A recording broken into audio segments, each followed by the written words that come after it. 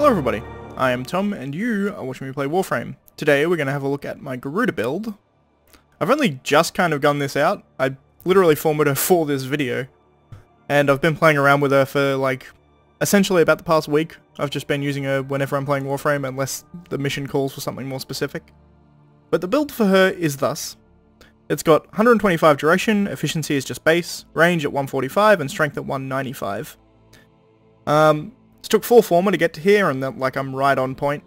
I've got Arcanes, Arcane Aegis, Arcane Nullifier. This is pretty much my go-to for Arcanes these days.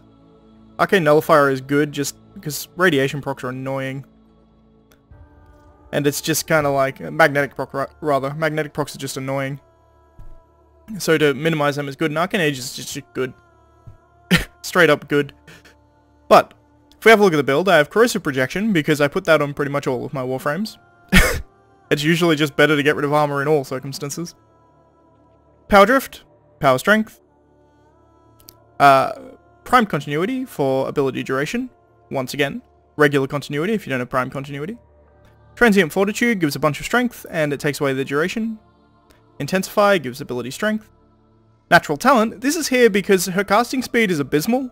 And shout out to Brozone, by the way, for actually pointing this out to me, is the fact that the Natural Talent is a really good mod on her, because I completely forgot this existed. I used to use it on, like, Necros, because Necros used to be horrible at casting, because he had to stand still to cast, and his cast take ages, but now he can move, so it's not really relevant anymore.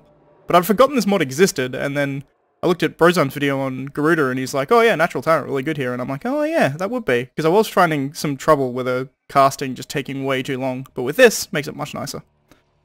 What it does, by the way, is your casting speed just goes quicker, so all of your abilities, when you cast them, they just come out 50% faster. It's much nice. It's very, very nice. Quick thinking here, you drain your energy to stop lethal damage. You'll see why I've got this in a second, I'll explain it more deeply. Steel Fiber gives a bunch of armor, which takes her up to about 570 armor, which is respectable. Stretch just gives the range that we need, and Prime Flow gives us a bunch of extra energy so that our energy pool is 540, which is not insubstantial, that's for sure. Now, the reason that I've gone with Prime Throw and Quick Thinking, I do that a lot less these days. I usually just use Vitality. I used to use this on a lot of builds, now I don't really. I use it pretty much on shit, like Mesa, I think, and now Garuda as well is pretty much the only ones I use this on. But it goes into her passive. If we look here, we have this really nice new screen that they've put in. Garuda's is weird, takes a while to scroll down to her. But her passive, as Garuda nears death, her damage increases up to an additional 100%. Slashes with her talons if no melee weapon is equipped. So that's one thing, if you unequip a melee weapon, she will have her claws and use them instead. And they're a pretty good melee weapon. Like, honestly, I would say most of the time you're better off equipping a real melee weapon, but they're fine. But her first ability is Dread Mirror. Rips the life force from an enemy and use it as a shield that captures damage. This kills significantly weakened enemies instantly. Charge to channel the captured damage into an explosive projectile. So you, like, leap to a creature, that creates a shield in front of you, as you can see in this handy dandy little picture. You can then push and hold one after you've done that, and that ball of blood, I assume is what it is, you throw and you can do a bunch of damage in an AoE. It's a fairly simple ability. It gives you a shield to start with, and then a damaging projectile that you can use afterwards. It's pretty good for a one. I like it. Second ability is Blood Altar. Impale an enemy on an altar of talons and siphon health for Garuda and her allies. Apparently they haven't done a video for this yet. That's fine. But yeah, you just make like a healing altar out of an enemy. It's rather gruesome and quite cool. It's also worth noting that with her third ability, this combos quite well because it can give you a bunch of energy as well as a bunch of health. Whereas her third ability, which you will see yourself using quite a lot, is Garuda sacrifices her health to regenerate energy. So you use 50% of your health, and that gives you 25% of your energy. It's pretty good. And this won't kill you, by the way. You can keep using it until you're down to 2 health, which is the base amount of health, quote unquote. So you can just do that until you're up to an extra 100% damage because of her passive. So when you have 2 health, you're doing double the damage. And finally is her Seeking Talons. Charge to expand the target's area, release to send Garuda's talons careening towards each target in the area. Surviving enemies are prone to bleeding. So essentially it does a bunch of slash damage. Well, I say a bunch. It does quite a lot of slash damage. And it does that over and over and over again. And if the enemies survive, you hit them with a melee weapon, they pretty much die instantly. So there's that. And that is all of her abilities. She's an interesting Warframe. I suppose what I will go over as well is her talons. I don't have a melee weapon on at the moment because I wanted to show off her talons. But this didn't take any formal for me. These are just, their claws is what they are. So I've got Vermilion Storm on here. And then just Prime Pressure Point for damage, Blood Rush, because Prime Pressure Point and Blood Rush goes on pretty much every melee weapon. There's a few exceptions, but not many. And then we've got just a bunch of damage. So I've got North Wind, Prime Fever Strike, Virulent Scourge, Vicious Frost, Volcanic Edge, and Voltaic Strike. So that puts me at 100% status and a bunch of damage. And that seems to work pretty well. I'm sure there's probably a better build I could do for this. She doesn't have a maging critical chance, so it's definitely a status build that you're going to do. So I guess, technically, like, I could do some Former and put in a Condition Overload here for just some outrageous damage. Like, let's see. It puts you at 84% status, but if you put Condition Overload, I'd have to Former it to do it, but put Condition Overload in there, it would do more damage. But, honestly, it's probably better to use a real melee weapon anyway, just because claws aren't amazing. These are the best claws in the game, it's worth noting. But claws are just kind of like, they're alright. They're not that amazing. So we'll do level 50 test first. It's worth noting I haven't really tested her above level like 80.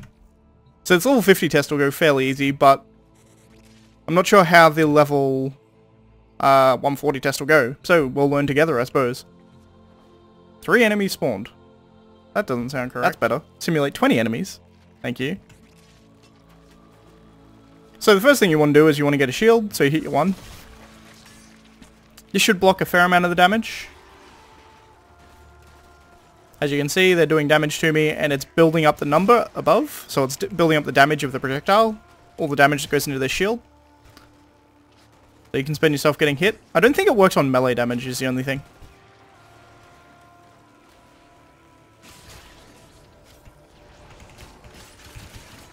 I'll kill the ancients, just because I can. Oop. Shield is gone. Now it's back again.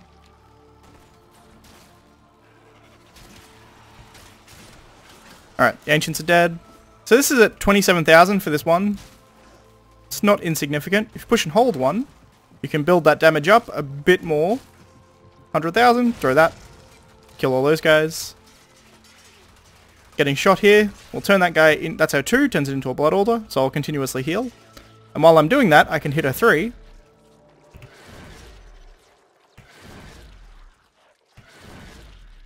So now I'm at full energy again. And then finally, a 4.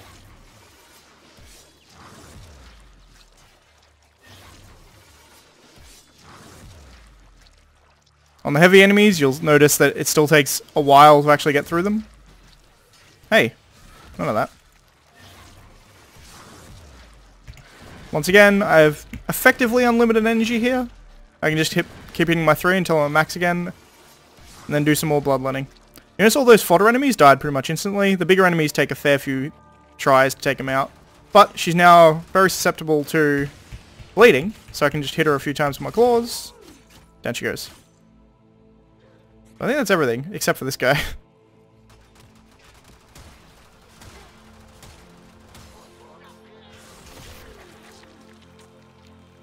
That's everyone. That's pretty much it. And you notice that just using that once on the heavy gunner gave me 15k. If you push and hold the 1, builds up damage while you hold the 1, up to 82k. And then you can throw that, it'll do a big AoE. Oh, you're still alive. I didn't kill them all. These guys were hiding like cowards. So, she works pretty well. I'm not sure how well she's going to scale up to the higher difficulties, is my only question here. So we'll try, I suppose. I've never actually used her above, like I've used her in, like, swordy level stuff, like level 80 to 100. But, like 140 I've never really done anything up there. So we'll have to see, I suppose. There we go. First things first, we need a 1-up. Because otherwise, whoa, yeah. Take some damage there.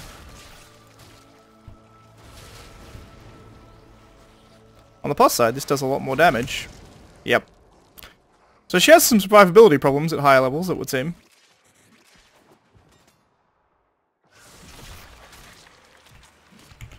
May need a weapon to support her up in these higher levels. Alright, so the heal's down.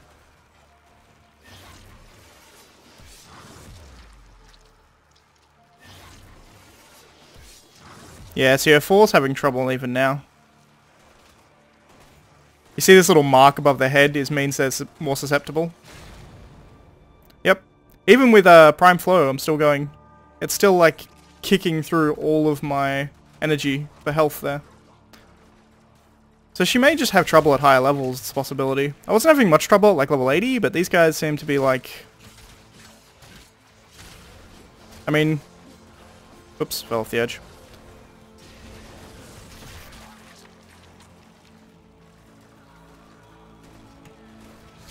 I guess this is a good way to survive. I can like...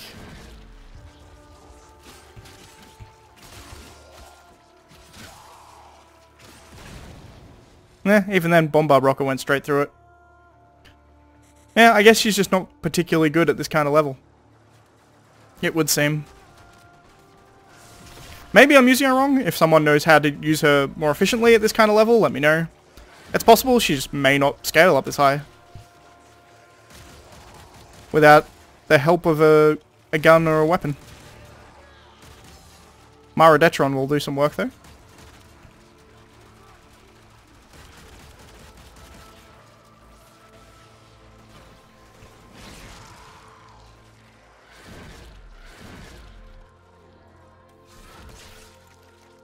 You can keep yourself alive. Nah, see, even then. You need your 1-up as well. You need your 1-up as well as having, like, your 2-up as well. For good survivability, it would seem.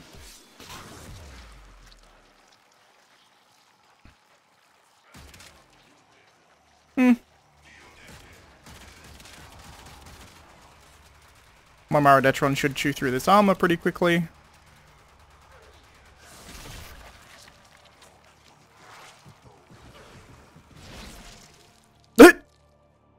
I assume that was a Bombard Rocket is what that was. That Bombard that I didn't bother killing before. Yep. You.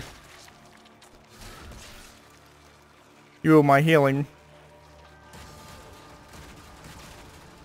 Yeah, she just seems to not be able to scale amazingly well up near these levels. I don't know whether that's... There's nothing particularly wrong with that. It's just kind of... Like, if I was being more careful and constantly staying next to this guy... She's just a bit squishy, I guess, is probably the biggest problem.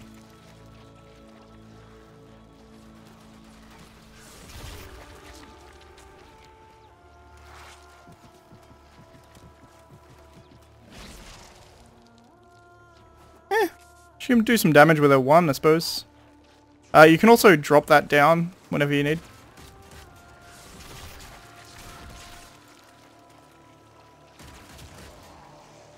So that's just this guy left.